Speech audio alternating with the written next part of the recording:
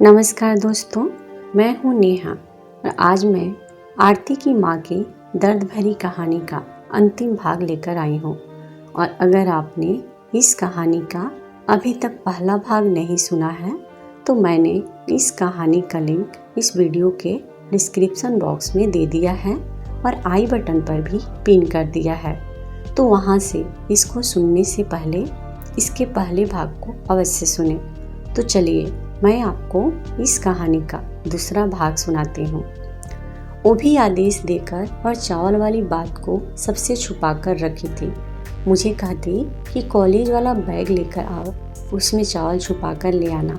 कोई पूछे तो कहना कि दुकान से कॉपी या किताब लेने गई थी। मैं वापस आई तो देखा कि माँ रो रही थी। तो माँ से पूछा कि वह क्यों रो रही थी, तो उसने कहा कि तुम्हारी दादी ने मुझे तुम्हारे पिताजी के कमरे को छोड़कर तुम्हारे कमरे में जाने के लिए कहा है। वहाँ तो गरिमा को दुल्हन बनाकर लेकर आएंगी। मैंने पूछा कि अब आप क्या करेंगी, तो वो बोली कि मैं तुम्हारे पिता की राय पूछूंगी। अगर वे कहते हैं कि तुम माँ की बात मान लो तो मैं यह घर हमेशा हमेशा के लिए छोड़कर चली जाऊंगी। मैं अपनी माँ की बातें सुनकर बहुत डर गई थी, क्योंकि मेरी माँ अपनी बात की पक्की थी। उन्होंने जब भी कोई निर्णय लिया था तो वह उस पर कायम रही थी। मैं पूरे दिन प्रार्थना करती रही थी कि काश पिताजी माँ का साथ दे दे, जबकि इस बात की संभावनाएं बहुत कम थी, मगर प्रार्थना करने में क्या ही हर्ज था। खैर, पिताजी शाम को लौटे थे तो वो वरांदे में बैठकर गरिमा आंटी से पूरे 2 घंटे बातें करते रहे थे। पिताजी के चेहरे पर गुलाब खिल रहे थे। मेरे दिल में ख्याल आया था कि काश पिताजी इसी तरह माँ से भी प्यारी बातें किया करते। फिर पिताजी उठकर अपने कमरे में चले गए। मेरा दिल बुरी तरह धड़क रहा था कि पता नहीं आज पिताजी माँ की किस्मत का क्या फैसला करेंगे। थोड़ी ही देर हो चुकी थी कि माँ मेरे पास आई। उनकी आंख आंसुओं से भरी हुई थी। वो मेरे गले लगकर फूट फूट कर रोने लगी थी। मैं सब समझ गई थी। मैं बोली, माँ कि मैं भी तुम्हारे साथ चलूँगी, मुझे इस घर में नहीं रहना है। मैंने अपना फैसला सुना दिया था। फिर मेरी माँ मुझे अलग होकर बोली कि अरे पगली, आज तो तेरे पिताजी ने मेरा मान रख लिया है। उन्होंने मुझे मेरी नज़रों में विश्वास जताया है। जब मैंने उन्हें तुम्हारी दादी की बात बताई तो वो बोले कि माँ का दिमाग खराब हो गया है, तुम बिल्कुल भी चिंता मत करो। मैं खुशी से उछल पड़ी थी। मेरे दिल को मानो सुकून मिल गया था, लेकिन यह खुशी ज़्यादा दिन तक नहीं टिक सकी थी। इस घटना के कुछ ही दिनों के बाद पिताजी गरिमा आंटी को खरीदारी करने के लिए लेकर जाते थे। शहर में घूमने के लिए निकलते थे। दूसरी ओर माँ टेंशन के मारे सूख सूख कर कांटा होती जा रही थी। माँ की जिंदगी अब या तो सारा दिन पिताजी की जासूसी करने में बीत रही थी या मुझे चावल लाने के लिए भेजने में। अब स्थिति और भी गंभीर हो गई थी। अब गरिमा आंटी ने दादी से साफ शब्दों में कह दिया था कि अगर अगले रविवार तक शंकर ने मुझसे शादी नहीं की तो मैं वापस चली जाऊंगी। आखिर कब तक मैं हाँ के इंतजार में बैठी रहूंगी। गरिमा आंटी की बात सुनकर दादी बहुत चिंतित हो गई थी और माँ को बोलने लगी थी कि चुपचाप शंकर का कमरा खाली कर दो, नहीं तो मैं तुम्हें केवल उसके कमरे से नहीं बल्कि उसके जीवन से भी निकाल दूंगी। जब माँ ने कुछ नहीं कहा तो दादी कमरे में आ गई और माँ का सामान कमरे से बाहर फेंकने लगी थी। अब मेरे संयम का बांध टूट चुका था। मैं माँ के कमरे में गई और माँ पर ही गुस्सा करने लगी और बोली कि आप उनके दायरे में क्यों नहीं रहते। माँ ने मुझे कहा कि मैं सब संभाल लूँगी, बस तुम मुझे 1 किलो चावल लाकर दे। मैं वहाँ से उठी, चादर ओढ़ी और चावल लेने के लिए निकल पड़ी। आज चावल का झोला लेकर बैग में डालने लगी तो लगा बैग फट गया है, लेकिन मुझे घर की चिंता सता रही थी। मैंने ऐसे ही चावल का झोला बैग में डाल दिया था। लगभग आधे रास्ते में मुझे बैग में कुछ उछलता हुआ महसूस हुआ। मुझे डर लगने लगा। जब मैंने बैग खोला तो इसमें एक परिंदा मरा पड़ा था। मेरी रूह तो कांप उठी। मैंने उस परिंदे को सड़क पर फेंक दिया था और खुद घर जाने के बजाय पिताजी के वर्कशॉप पे चली गई। पिताजी का वर्कशॉप हमारे घर के पास ही था। मुझे देखकर वे चिंतित हो गए। मैं उन्हें अपने साथ घर चलने को कहा। वे बिना कुछ कहे मेरे साथ चल दिए। उधर पिताजी ने अभी घर का दरवाज़ा खोला ही था कि माँ कटी डाली की तरह झूलती हुई गिरने ही वाली थी कि पिताजी ने आगे बढ़कर उन्हें पकड़ लिया। पिताजी ने हम दोनों माँ बेटी का हाथ पकड़कर घर में दाखिल हो गए। दादी भूखी शेरनी बनी हुई थी। वह चिल्लाने लगी कि शंकर, अभी वह इसी वक्त लीला को तलाक दे दो, इसने तुम्हारी माँ की बेइज्जती की है। दादी की बातें सुनकर पिताजी बोले कि माँ, मुझे लगता है कि शुरुआत आपने ही की होगी। पिताजी की बात सुनकर दादी का पारा ही चढ़ गया। वो बोली कि मैंने सिर्फ इससे इतना ही कहा था कि तुम्हारा कमरा खाली कर दे। कमरा मुझे गरिमा के लिए सेट करना है। तुम दोनों की कल शादी है। पिताजी हंस पड़े और बोले कि माँ बस कर दो अब। फिर वे गरिमा आंटी को बोले कि देखो गरिमा, आप इस घर में मेहमान हैं।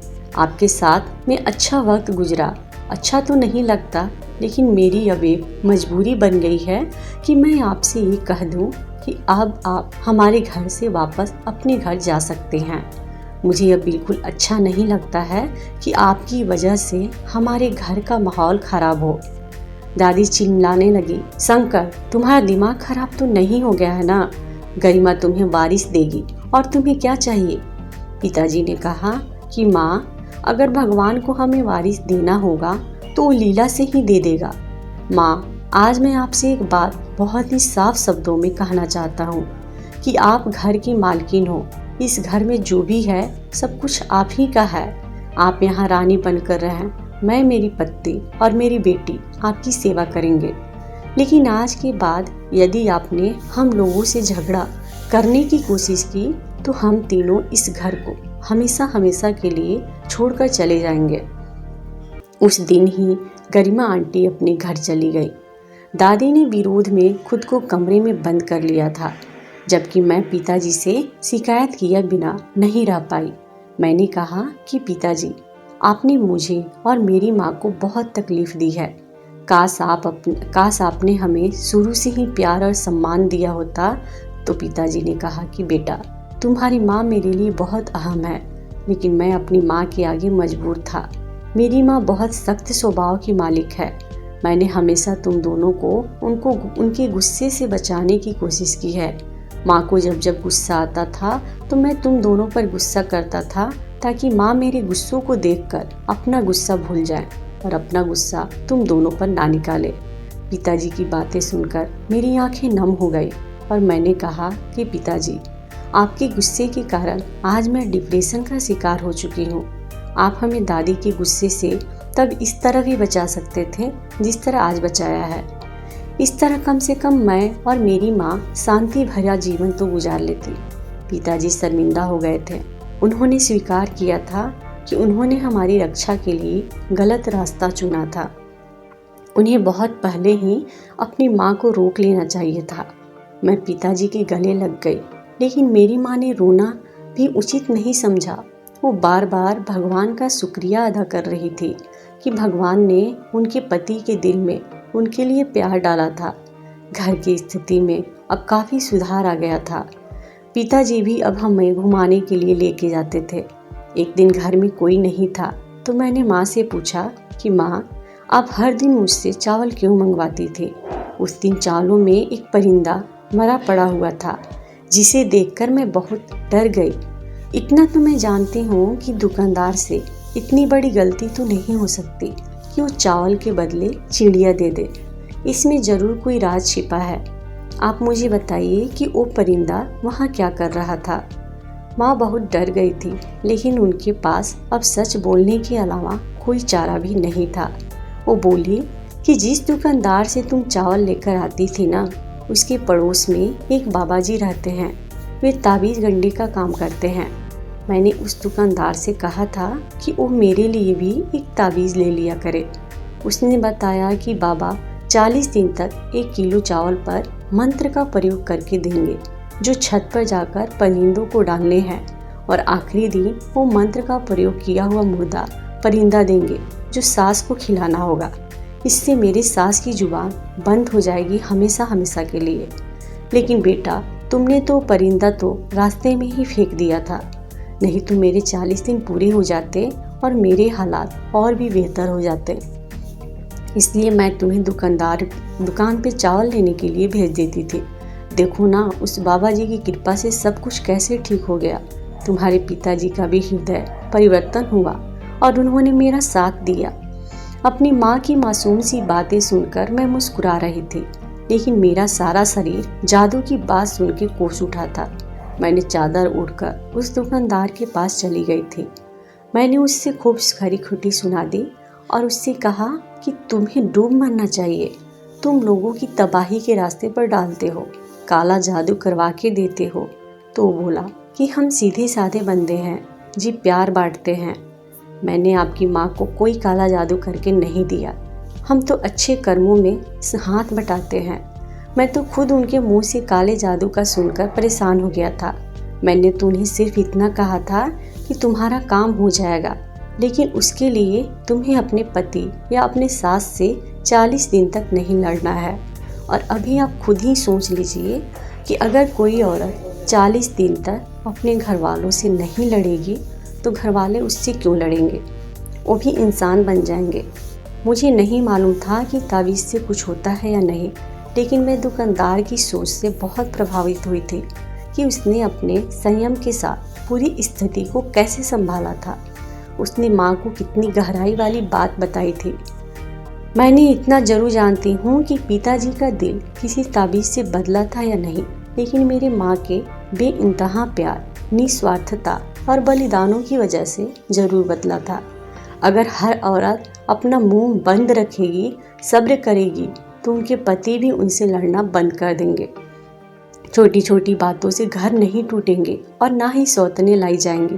पापा के गुस्सा होकर बोलने का वजह से दादी भी डर गई थी और फिर वह माँ से झगड़ा नहीं करती थी और शांत रहती थी।